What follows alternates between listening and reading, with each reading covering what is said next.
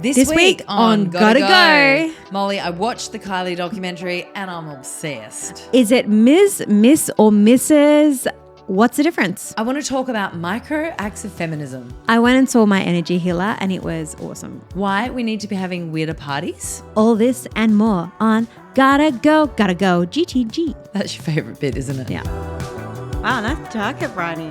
So bright. Well, you know, one-off pieces are my thing, Mole. A wardrobe of one-off pieces They go that really don't go well with anything. with your sequin pants. Well, I saw a video the other day on Instagram of this woman being like, I'm not into being a cool girl anymore. I'm not interested in I'm not trying to impress men. I'm just going to wear what I like and what's comfortable. And I was like, yeah, I'm going to wear my sequin pants that don't go with this crazy jacket. But you know what? I'm really comfortable. Advice I feel really from happy. your sister. It's fine for a podcast. Molly's like, they can't see really the bottom half, so it's okay.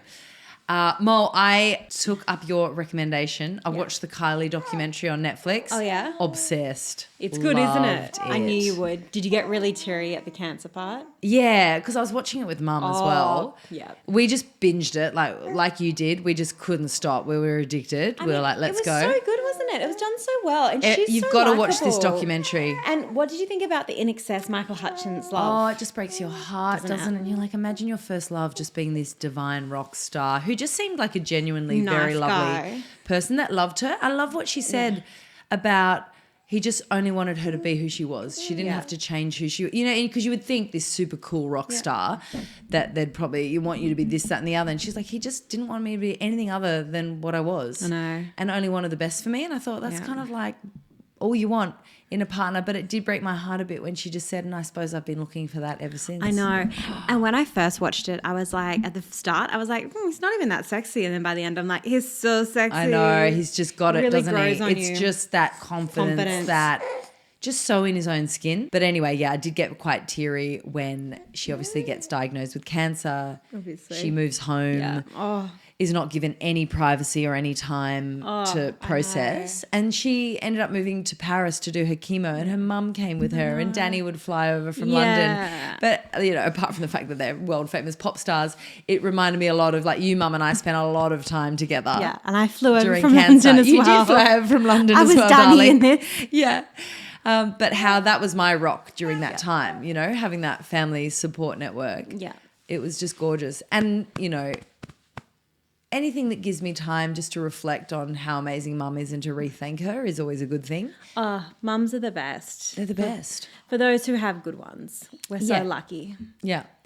And I think it's not till you become a mum that you really appreciate them on a whole new level, right? Yes, Marley, I hope you're appreciating me on a whole new level. She won't till she has a baby.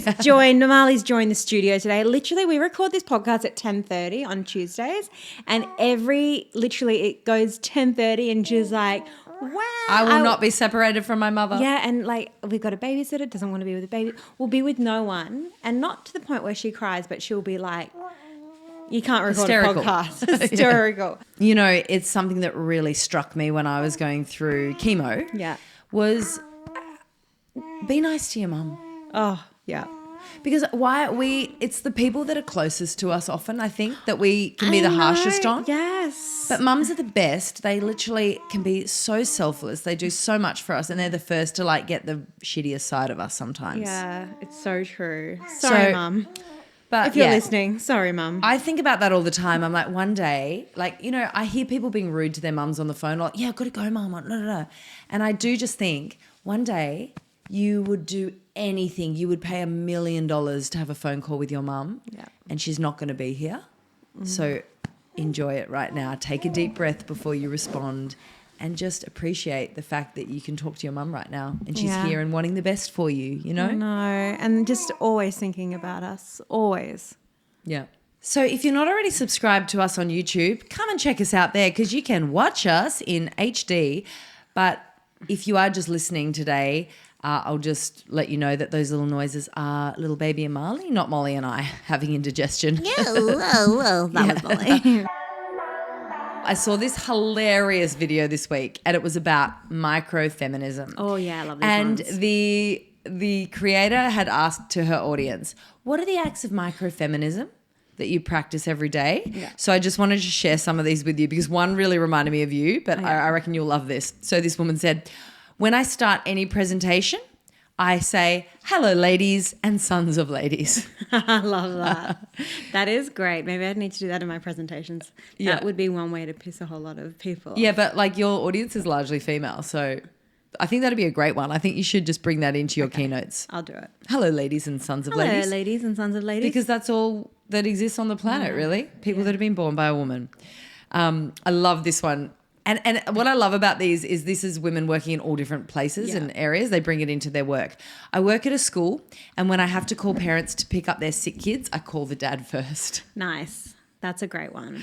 Yeah, Because otherwise it goes straight to the... Yeah, it always defaults to the mum. And often, you know, mum might be the breadwinner. You don't know. Or she's often working as well full time, but it's still this mindset of call mum Actually, first. just on that, one of the biggest things, I've just been to Sydney for the weekend, and one of the biggest things we noticed, which I just haven't seen here, is there were so many dads with prams, just pushing prams. No On mums, maternity leave. just dads with prams On the everywhere. weekend or like during? On the weekend. Oh, yeah. Yeah, in the mornings. And I feel like I just don't see that here as much. Oh, interesting. Yeah, it was.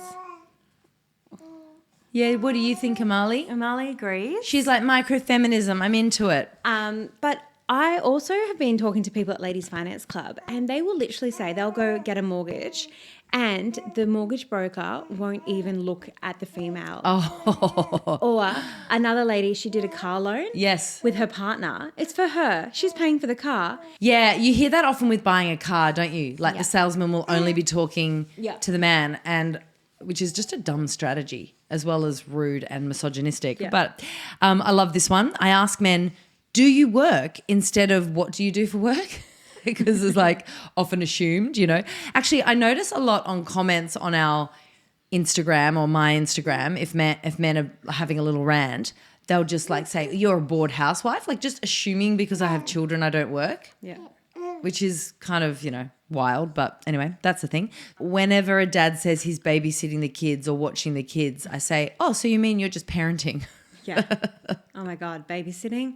Oh, that gets me every time. Yeah, I always call men out for that one. I'm like, you mean you're just being a father to your children? Yeah, doing the bare minimum. Yeah, bare minimum. This one reminded me of you because I know you've done this to some men before. This is very basic, but I asked them to explain a misogynistic joke and then say, Oh, I don't yeah. get it. Why is that funny? Yeah. And just watch them scramble for the Yeah. answer. So in London, I used to work with some real D heads, and I remember one of them was just being really like rude, and I just pretended I played dumb. Sorry, what? Can you repeat it? Oh, I don't get that. Can you explain it? Oh, no, don't worry. Okay. And I remember you said another one, got heckled on the tube one day and you pretended you didn't hear and you're like, sorry, what?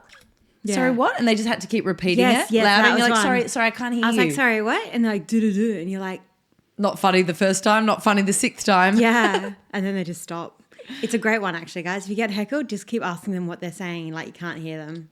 It makes it awkward for them, especially. So men can also practice acts of microfeminism. I love this when she said, my husband is a real estate agent and always puts the wife first on the contract. Love that. So snaps for that guy. Love that. You know, often I find women are so apologetic. If you bump into a man, you'll be like, oh, sorry, even though it might have been their fault. Yeah. So I love Always. this one. She just said, if I get shoulder checked, I say, oopsies, be careful, like I'm gentle parenting them.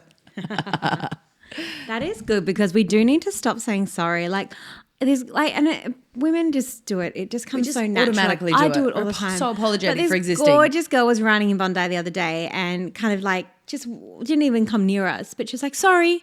And I'm like, you haven't even come near me. It's No. fine.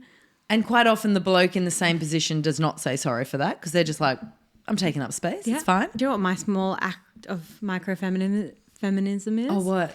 I will not get out of the way if a man's walking towards me. I'm like, no, you can walk. You Yeah. can walk around me. I'm not walking around. Actually, I You think walk our around amazing me. friend Maz taught us that one, didn't she? She'd just be like, she said she doesn't move. She lets them walk around her and then she goes, oh, aren't you lovely? Like she's like, I just reinforce the good behavior. And the last one I loved, she said, I'm a travel agent and I always book the flights and pair the child with the husband and not automatically the mother. Nice. So anyway, I just thought they were great ways we can all practice micro-feminism. Yeah. What are your small acts of microfeminism? Yeah, if you practice small acts of micro-feminism, we'd love to hear them. Which is literally what I just said. Yes, I knew you were about to say that. Just backing you up, Just to Mol. wrap it up for me, Bri. Here if you need. Aggressively, here if you need. Oh, funny story, Bri. Yeah. My girlfriend was listening to our podcast, Yeah. Here If You Need. She ended up using it in a meeting the next day. She was like, and team, here if you need, here if you need. I love that I'm becoming a netball terminology influencer, having would have played thought? approximately 0 minutes of netball in my life. I know. Mol, a few years ago, you discovered like the Mr., Mrs., Miss thing. Do you want to talk about that? Yes, As I a micro do. act of feminism? Because Mum always brought us up to be Ms. Molly, Ms. Briony. Yeah. Why? So I didn't know this, but men have Mr. regardless of married status. Like they're always Mr.. And it comes Yeah. from master. Whereas Mrs. is used for married women, and it's actually delivered from the word mistress, which just historically meant woman of status, not the negative connotation that it Oh, is is today. that You're like, right? they're a Mistress. mistress. And then there's Miss, MISS, which is used for unmarried women or girls, so people know if they're unmarried or not. And then Miss was created in the 20th century. Ms., like MS. MS in like the 1970s during that movement as a neutral option for women who didn't want to signal their marital status. So it's kind of like similar to how Mr. is. But like only researching that recently did I actually realize that. I actually was like, oh, Miss, Mrs., whatever. Yeah. But no, it's like very much it's such a weird thing because men don't like signify to the world, by the way, I'm unmarried or I'm married. But They're just misters. But that's what gets me. Like men are always Mr. And guess what? When you get engaged, guess who wears the ring? Guess who's taken? It's always the woman. It's not the man. The man doesn't wear a ring. Actually, on the ring thing, like, because obviously once you get married, Yeah. men wear a wedding ring. But my husband has a theory that he's like, oh, that doesn't really like a lot of married men don't wear wedding rings. And I was like, is that a thing? I always think if I see a married man and he doesn't have a wedding ring on, I think he's dodgy. So I was like, Same. babe, you're going to look dodgy. Like other women might think you're dodgy that know you're married. But he's like, no. And we're walking through the airport the other day and he's like, look at all the men without wedding rings. they're I'm all like, single. every guy had a ring on. He's like, okay, not that one. Oh yeah, no, that one as well. Yeah. And I'm like, no, I don't think that's I a don't thing. think that's a thing, babe. No. So But I haven't been wearing my engagement ring just because I've got baby. But I do find, like my partner's mentioned a few times that I'm like, well, you don't have a ring, yeah. Yeah, I true. think, Where's your ring? you're signaling to the world, I think I'm men taken. should wear engagement so do I, rings. because you're signaling to the world, look, I'm taken. Yeah, and also don't confuse poor other single women out there that might be looking to see if someone's, because when you're single, you check guys' rings, Honestly, fingers all the when time. you are single, it is like the first thing you look at. Yeah. You're like, it's like you're a moth to a flame. I actually You're like, remember advising you when you were single. I was like, don't wear rings. Yeah. Because I'm like, when you're looking at someone the opposite way around, it's really confusing for my brain to work out left and right hand. So I'm like, just don't confuse people because you don't want them looking at you being like, oh, she's taken. honestly, and if I see a man with any kind of ring, I'm like, married. Yeah. Look, we're both fans of AI, interested in keeping across it, but also cognizant that there are a lot of like negatives that come with it. Yeah. I've been learning this week about the data centers that are being rolled out in Australia Not at good. pretty rapid pace. So here's something interesting. AI data center mega hubs as large as 350 hectares are being planned across Australia. To give you a sense, that's like 175 Melbourne cricket grounds. Whoa. That's massive, right? And the energy needed to fuel them is going to be, just for this one project alone, is more than the total output of an entire coal plant. Oh my God. So I was listening to this episode on the 7 a.m. podcast actually, and they were saying there's one data center alone that's going to use as much energy as every single household in Australia. What? Yeah, so it's pretty wild. A lot of these AI data centers are actually, because they need power quickly and they don't want to wait and they don't want to connect to the grid, they're building their own like shadow grid and they're just building like literally a gas-fired power plant at their data center to fuel it. So really bad for pollution. and like shocking amount of energy use. And there's also the water issue as well. So this has been coming up a lot in my feed lately. And I know there's that clip with AOC where she goes to a local community where Meta are building some big data centers and the water is just filthy. And she's like, this is what's coming out. To the drinking water. The drinking water. Yeah. This is what's coming out of the taps. But I think it is a big concern because how, like, as you said, how are they powering these things? Yeah, These huge data centers. And I didn't realise, but Australia, we're basically, after the UK, the most investment in the world coming to build AI data centres here because we've got lots of space. You know, we've got abundant renewables, but they're not being used on a lot of these projects. Yeah. And I suppose, you know, we've got safe government and like, you know, it's not going to be like war-torn anytime soon. So, yeah, it's a big issue, and it just feels like at the moment there's really no regulation. There's not strong enough regulation around the building of them and where they get their power from. The issue is that they overheat, so they need to be cooled a lot, isn't it? And that's what takes up a lot of the power. I know in China I saw that they have built a data center. Yeah, data center. Data center in the water outside of Shanghai in the ocean, and it's naturally using that to naturally cool. But yeah, and there's been a lot of talk of, I know Elon Musk, about putting them in space because it's like obviously completely freezing out there. A lot of space and it's very cold. So I think though surely there's going to be a time where we're going to be capped on how much data we can be using. Like, you know, people create a stupid cat video and apparently that takes as much power as like running your microwave for an hour. So surely something's going to have to change where we go, okay, we can only use X amount per day or per week. I was actually reflecting on this the other night when I was breastfeeding, and I'm trying to do a little bit of off the phone breastfeeding. Good, yes. I was reflecting on this the other night when I was creating a post for Ladies Finance Club, and I was like, do you know what? Instead of using AI, I'm going to just really think about this and what do I actually believe in this? And it made me realize how much I have not been using my brain lately, and I've just been relying completely on AI. And it was kind of scary. Like, I literally don't need to think because AI is doing it for me. And it was actually felt really refreshing, and it was such a good reminder, which sounds so crazy, to actually use my brain. And but it's also because I always think with my creativity, like, I know the times I've been most creative in my life is when I have to use it every single day. Yeah. Like when I was at Mamma Mia and every morning I had to generate ideas that we would make. Or, you know, when I was a speech and drama teacher actually and I had to come up with ideas in the moment every day. That's when I had my most creative periods and became really creatively confident and strong. It is a muscle, and if you don't use it, like, absolutely. But, like, I feel like my imagination is getting worse. Like, I've stopped reading books, and in books, I like when I first read Harry Potter. When I saw the movie, I was like, this is exactly how I imagined it in my mind.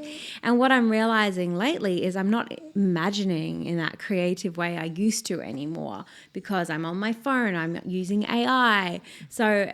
You know, and I'm not saying it's AI's fault, it's definitely a user's fault. I'm on my phone way too much. Yeah. But it was that reminder of pick up that book, put the phone down, and actually start thinking and creating in my brain again. Yeah, let's use our brains again. Yeah, that's a really good point.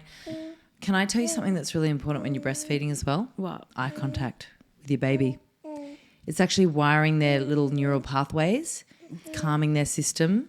So I know it's like, for a lot of women, it's a sneaky time, just have a little moment and on the phone. But if she's there with you, fine if she's like asleep or like not looking. At you? Because she never looks at me. She's always just like, booby. Yeah, but I still think they can sense your presence and your attention versus not. So something that I tried to do, look, didn't always succeed, but I do think you could put a podcast in and then you can still be present with her and looking. Yeah. Like, gotta go.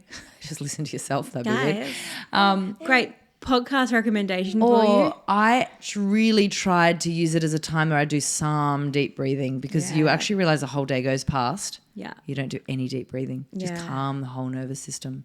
I actually went to energy healing when I was in Sydney. Love that. Just this know. trip just gone. Yeah, I go to my, energy healer, tell which me. I know sounds... I've never done this. It Oh my sounds gosh. so woo-woo. I love it. It sounds so woo-woo, but she's a little bit psychic, but she's an energy healer and she's so practical. So it's almost a bit like therapy. It definitely is like a form of therapy. Yeah, we get to talk it out, right? Someone listens so I wanted to you, to just validates talk it. through some things. Like I've been quite, like I've noticed my anxiety levels going up since I've become a mum, which, maybe that Hashtag is normal. just become a mum and you've got this little human who's relying on you. But I just wanted to talk through some stuff with her. And then she gets you on the table and she does all your energy clearing. Love it. Love it. But she said a weird thing.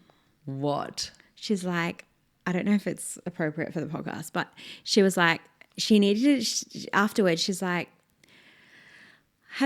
she's like, you had some weird, sometimes you have other people's energy and I had to clear it. And I said, what other energy did I have? And she said, a dead baby. And I was like, what? And she's like, yeah.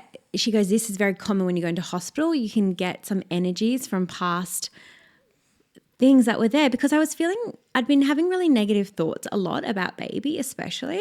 And so she cleared that energy and I have to say I've not been having those negative thoughts anymore. Really? But she said she used to go and clear hospitals and she would say she would have to like clear all the energy out. That feels like emotionally very heavy job for her. Oh yeah, it is. She's amazing. I love her. But she was. But does that drain her, or does she doesn't tell you that?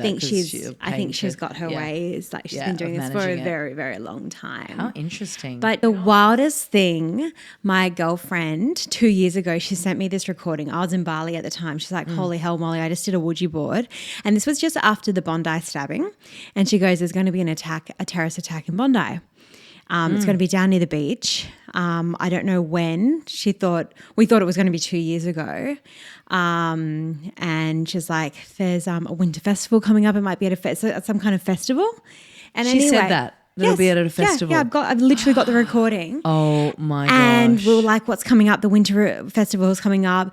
They'd given her a date to stay away from that area. I remember, didn't you literally we told come you home to all our Queensland friends that weekend? You were like, be careful, be aware. No, she went home to Queensland that weekend. Just to set the scene, you were living in Bondi at this time. In the middle of Bondi. As your friend was. The board kept saying, go back home. And she's now moved back home. But I remember, it happened like a year later, she did the Ouija board again. It kept saying there's going to be some kind of attack. And we told all our girlfriends. I remember you telling me at the time, I'm like, as if something like crazy like this going to happen in Bondi. And Danny was really like, I just am like really surprised that they like told me that and got it wrong, because they were so sure. And I'd asked them multiple times on the board and they were like, yes, yes. And then last year happened and I was like, oh my God. I know. And then all my girlfriends were messaging me being like, because you were living in Bondi when the horrific shooting murders happened. Yes. So I was in Bondi when... I was in Bondi. I just got back from my girlfriend's house. My partner and I were going to go for a walk. Thank God we didn't, because I was super pregnant. I was really tired. So I said, let's just have a lay down first. My head hit the pillow and I heard the first pop. And gunshot. First gunshot, yeah. It was like a popping sound. And he said, fireworks. And I said, it's daytime. Why'd there be fireworks? I said, it's a gun. That's a gun. Yeah. There's a shooting going on. And I just knew straight away because of what she had told me. Wow. And so then I got on, I texted all my girlfriends. Some of them were out, so they managed to get to shelter. Another one had just left the house with her 1-year-old and got back in. She ended up having all these people in her house as well. Yeah, in the apartment. Yeah, we had people downstairs from us, but we could see across half of the park and it was just horrendous, chaos. as you can imagine, all the surf lifesavers coming out on the boards, and it was just so surreal. Yeah, something you would never expect. And this was crazily the week that you were basically packing up your life in Bondi, wasn't it, to come home? Yeah, no, it was. And so our whole street was closed for 2 weeks with the police everywhere. Yeah. And even when I was in Bondi this weekend, there was 3 patrols just on that Bondi promenade. Wow. One at the start, bottom, middle. Yeah, it definitely felt different. Well, it's, that shooting of all those Jewish Australians at the festival, Hanukkah festival, it's the most horrific thing that's happened obviously in modern history in Australia. Yeah. I think there was the Port Arthur massacre, and then the gun buyback scheme happened, and we haven't had another shooting like that. No. And I think Australians, what I was interested to learn in the aftermath of that is, Australians, we're very proud of what happened after Port Arthur in terms of the national response, the gun buyback scheme done by a conservative Liberal government. Yeah. But I didn't realise just our gun laws are not as good anymore as we think they are. Okay. So you can own multiple weapons. There was, those guys, for example, that did that horrific shooting, I'm not even going to say their names, but I think they had 6 firearms. They're living in suburban Sydney. Yeah. Like, why does anyone, and not only that, the son was known to ASIO. So there was, a lot of breakdowns that happened in that process. But what I just wanted to say, one thing I've been so disappointed by as a Queenslander is how politicised the response to that shooting was. In that the government announced they're going to do a national gun buyback scheme. Yeah. And Queensland opted out, Tasmania's opted out. I think it's the Northern Territory has also opted out, all Liberal governments, because it's a Labor federal government. And I just thought, what have we come to when surely the number one job as a politician is to keep your people safe? Yeah. And yes, you might not think that it's the ultimate perfect gun buyback scheme, whatever your reasons are, but surely having less guns in circulation and having an individual being able to own less guns is going to ultimately keep us safer. Yeah. And I've just been so disappointed in the Queensland government that they've said, no, we're not being part of a national gun buyback scheme. Because I'm like, it doesn't work if there are states that opt out. It's not a national gun buyback scheme. I feel like both sides are always just looking like if one says day, the other will say, no, it's night. No matter what they're bringing to the table, they're always going to, before they even know what it is, they're going to disagree on it. Yeah. Well, I heard the independent Kate Chaney one day talk about speaking to Peter Dutton. Yeah. She went with some ideas about a thing and some proposals to put forward. And he had no ideas. She was just struck by the fact that he was just like, oh, we're just going to oppose.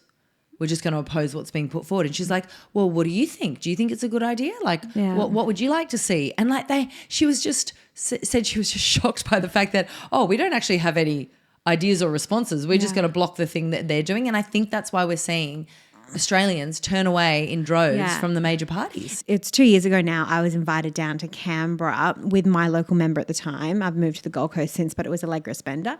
So she was like, come down and see how Canberra works, which was very interesting because I had no idea. Yeah. I mean, to be honest, I'm still a bit confused with sometimes what the Senate does. Of course. And then I met the speaker and I'm like on my phone, like Googling, what does the speaker do? He was delightful.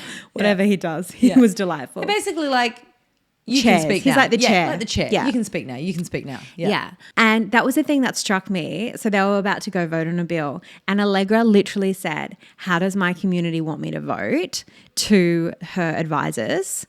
And they were like getting the resources and they were like coming back to her with answers. But I remember hearing her say that and being like, yeah, that's my representative. Like, how does my community, what do they want? How do they want me to vote on this? Well, you know, it sort of like is wild, isn't it? That the idea of a local member, the whole point of them is they represent this region and they go off to Canberra to be the voice of this area. Like that's where it began. That's what democracy is about.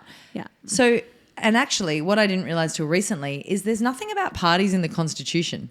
Yeah. Like they don't have to exist. It's just that we are used to a two-party system. Yeah. But actually, I have a Norwegian friend who last week just said it's been the longest deliberation in Norwegian history. So after 2 months, I think, they've been debating who's going to form government.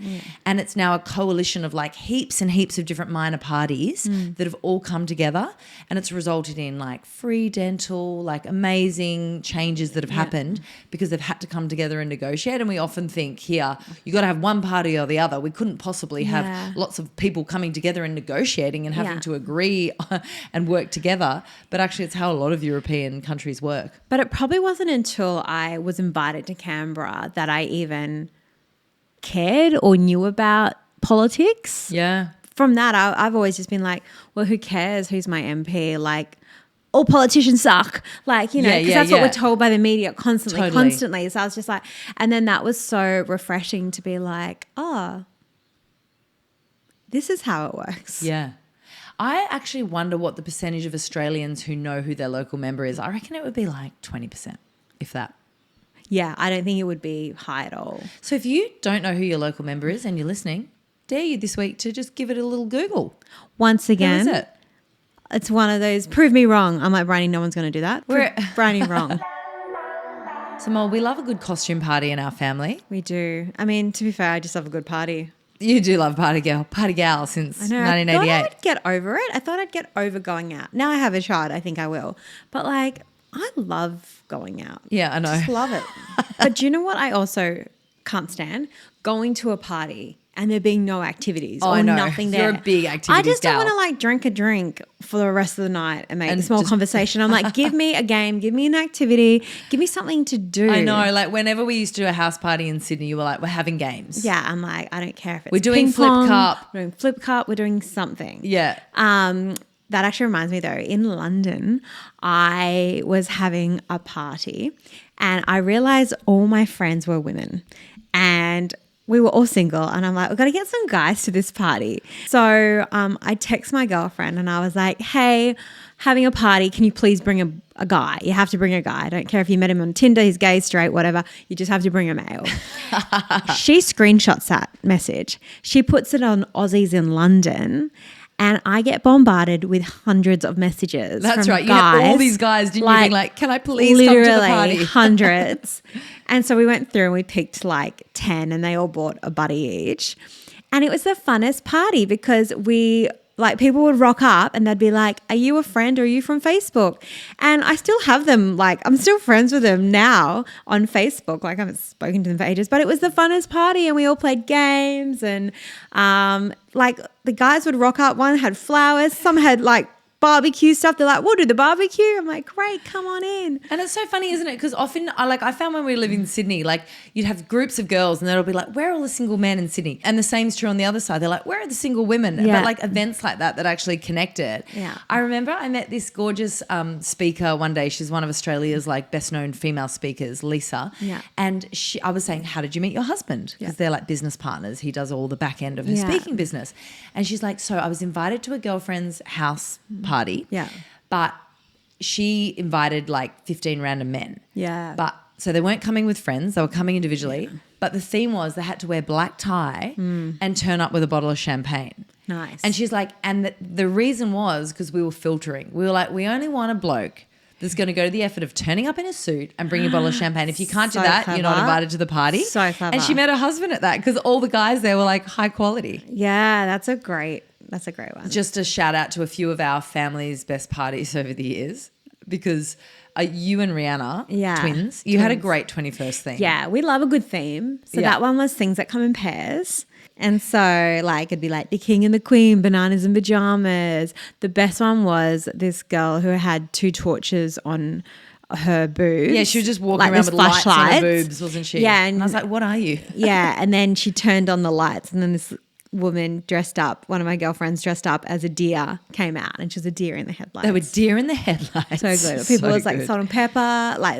there was great ones. That was a very fun one. Our producer Brianna had a fun theme once for a party. It was just come dressed as if you're under 5. Oh, that's cute. Which was super fun. People in nappies, just like comfy random clothes. That's a good theme for like Amali's first birthday. Yeah. Just like come dressed as your kid. I love that one. And then I just was going to say shout out to our parents that time who love a good costume party but often get it wrong as well. And do you remember they were invited to a party. It was for like all the vet practices in Queensland. Yeah. And the theme was feathers, fur or fins. Yeah. Or so they thought. Yeah. But it was actually cocktail with a twist of feathers, fur or fins. So they only read the feathers, fur or fins, jumped at that, were like, great. Full body leopard print lycra, full face paint, wigs, like they went as feral cats. Yeah. And they rock up and as they get there, they're just seeing people come in like fancy black cocktail dresses with like a feather tucked behind their ear and they're like, oh dear. We've gotten this very wrong. Oh my God. But they just were like, oh well, what can we do? We're an hour away from home. Fully embraced it, went in. I think everyone just thought they were like the paid entertainers. And they were like up on stage during the award ceremony, just running amok. They were being wild. But we've had some good themes as well. One of my favorite themes I've ever done is Harry style. And everyone had to dress up in a Harry style outfit and the guys loved it. Loved it. Yeah. So speaking of events, parties, Mold, the ultimate party is a wedding. But there's a real trend I've noticed of a micro wedding. Yes. It's taking off. Yeah. Basically, I think because we're in a cost of living crisis, right? And people are like, let's not waste $100,000. I know, on a wedding. honestly, I think I should actually have the stats in front of me, but like the average Aussie spends so much on a wedding. Tens and tens of thousands. Yeah, and it's just like, it's just one day. Is it worth it? Why do I feel like you're going to want to do it though? Well, to an extent. That's why I'm thinking about doing it overseas or maybe like in Bali or So it just Vietnam. costs everyone else lots of money. Yeah, like if you really love me, prove it. You'll come. No, Cut but the guest list down. I did actually put it out there on my Insta, like what's been the most expensive thing, like about the wedding. And people said the photography, when the bar tab ran out, dress alterations, wedding favors. But do you know the one that came up the most? What? The divorce. It came up like 5 times. It was the most expensive part of That's getting the most married. expensive part of getting Funny, married. but also sad.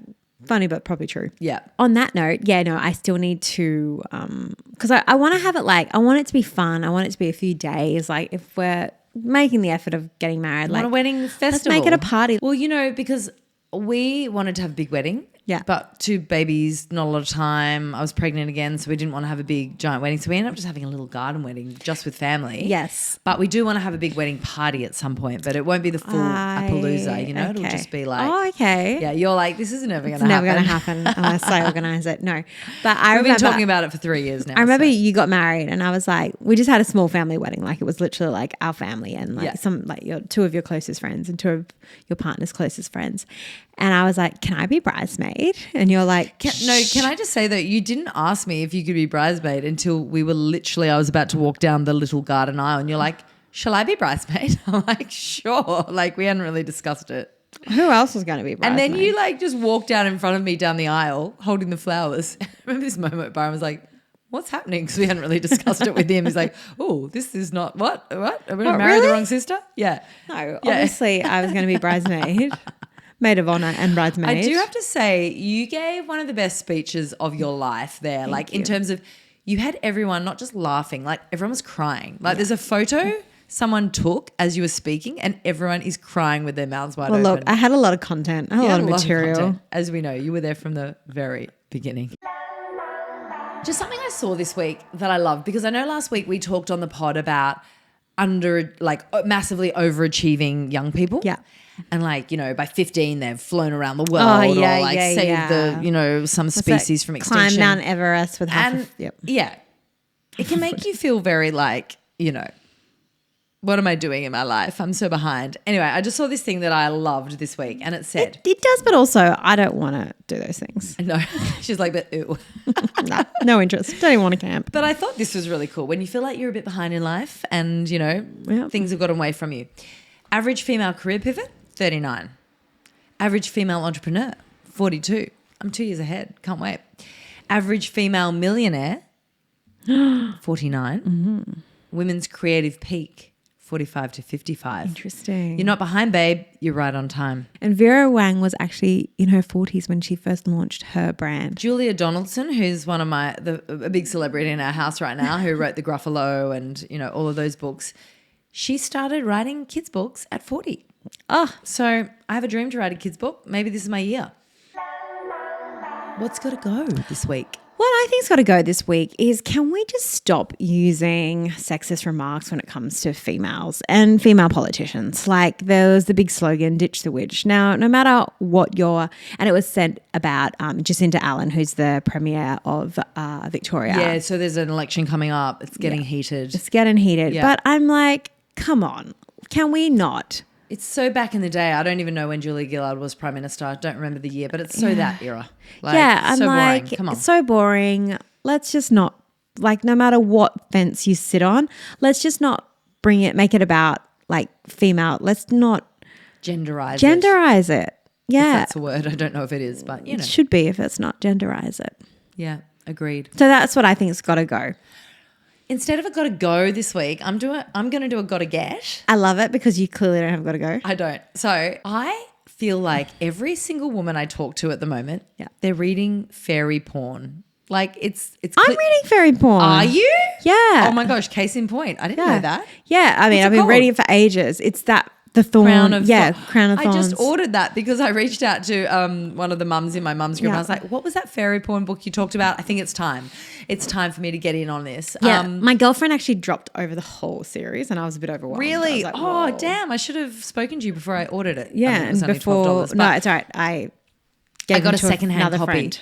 But yeah, so I'm gonna I just need to see what all the hype is about because I'm like, why is every woman I know reading fairy porn? It's good. Like, it's definitely like that's where I was actually realizing my imagination's gone because I'm trying to visualize things and I'm you're struggling like, I'm blanking more. out. But or maybe it's just because it's fairy porn. You're like, what is this? I did find that book a tiny bit complicated to the point where going back on our AI chat, I did have to tell AI where I was up to in the book and just be like, can you just confirm what I've read because I'm a bit confused who the characters are. There's a lot of people. There's a lot going on. I love that you're trying to use less AI, but you're using it to be like, and just remind me, where And then am I at? I didn't use AI for this one, but then I Googled like, what do these characters look like in like, what would they look like? And then there's like so much because they're so popular, those books. There's so many ones. And I'm like, oh yeah, You're it's like, kind oh, of thank what God I don't have to use my imagination now. I can just, but now I can use that in my imagination. yes. All right, B. Well, Gotta go. till next week.